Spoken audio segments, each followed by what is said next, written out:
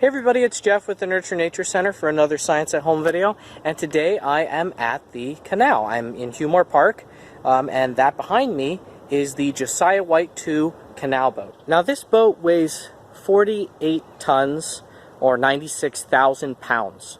It has a steel hull and a wooden superstructure, and that's usually where the passengers ride, up here on the top deck.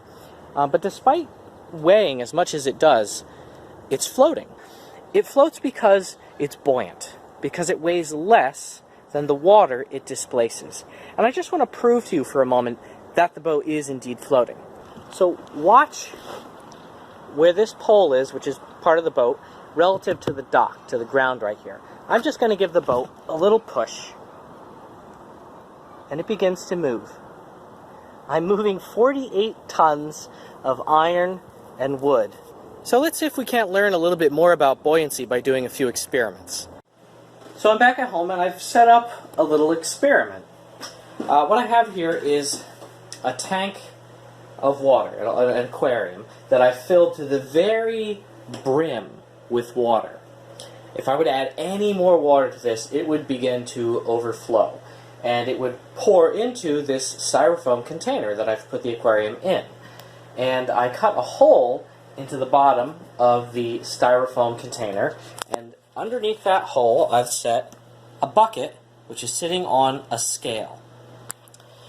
This allows me to weigh any water that overflows from the aquarium. Now if I put something inside this tank of water, because it is filled to the brim, whatever object I put in there will begin to displace some of the water. If you want to know the volume of, say a rectangle or a cube, there's a formula for that. If you can just measure the length and the width and the height of a cube or rectangle, you can find the volume by multiplying the length by the width and the height.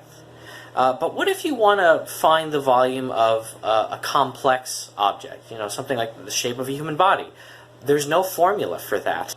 There also isn't a convenient formula for finding the volume of, say, an object like this, a king's crown, which ended up becoming a bit of a problem for Archimedes, who was an ancient Greek philosopher and mathematician who lived over 2,000 years ago.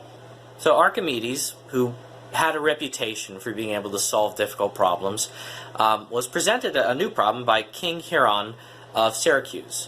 So King Hiram had been gifted a new crown, supposedly made of pure gold.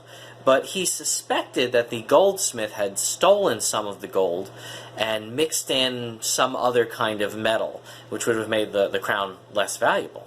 And he wanted to know if his crown really was pure gold. And he tasked Archimedes with finding a way to determine that.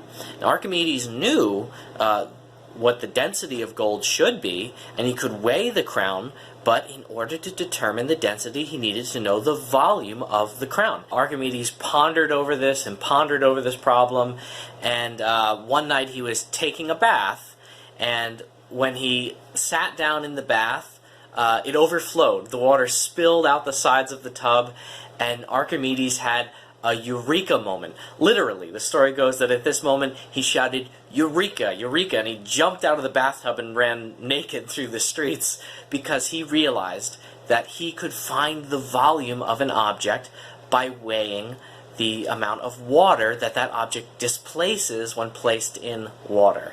And this works very effectively.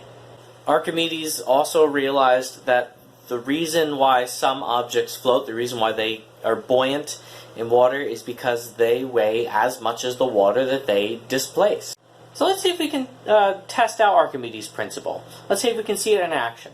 So I have here an object that probably isn't going to float. I have a brick, and I'm just going to place the brick on our scale. It's about 4 pounds, just under 4 pounds. So let's take this brick and put it inside of our buoyancy tank, and this will, when we put it in here, it should displace some water, and we'll catch that water and weigh the water. There's still a little bit of water dribbling in, a little under 2 pounds. So that didn't displace enough water for the brick to float. So another cool thing we can do with this tank is find the density of an object. Density is just a measure of the compactness of an object, and you can find it by taking the mass of an object divided by its volume. So when we immerse an object in water, the water presses on the object. It exerts a pressure, and we call this water pressure. And the pressure actually increases with depth. If you've ever gone into the deep end of a pool and gone to the very bottom, as you get lower and lower, the water pressure increases and it begins to hurt. It presses on your ears. Alright, now let's try an object that we do expect to float. I have here a radio-controlled boat, sailboat, and the boat weighs slightly over 2 pounds. And so, since I expect this boat to float, I predict that after we've placed it into the tank and the water is displaced and flows out and into our bucket, I predict that the water will weigh almost the exact same amount.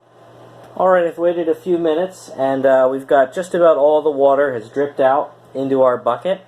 And if you look at the scale, you can see that we displaced just over 2 pounds of water. And so our boat is floating. Archimedes was right. So I've been talking about buoyancy for objects floating in water, but things can float in the air.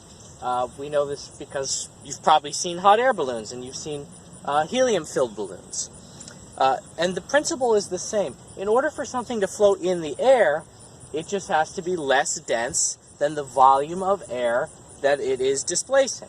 And in order to achieve that, one way to achieve that is with heat. If you heat up a volume of air, it will expand and take up more space and become less dense than the cooler air that surrounds it.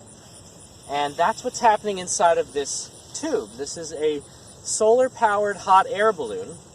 It's just a big plastic bag, but because it's black, as it heats up in the sun, the air inside expands and it becomes less dense. And this 50-foot-long hot air balloon begins to rise, floating high up in the sky over here.